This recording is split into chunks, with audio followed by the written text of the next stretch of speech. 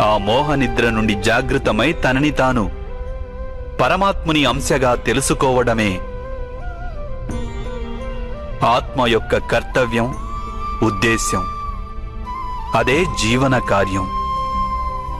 కాని మాధవ, ఒకవేళ ప్రతి ఆత్మ పరమాత్మ అంశ అయితే మరి ఉన్నతి అధోగతి స్వయంగా పరమాత్మే చేస్తున్నాడా?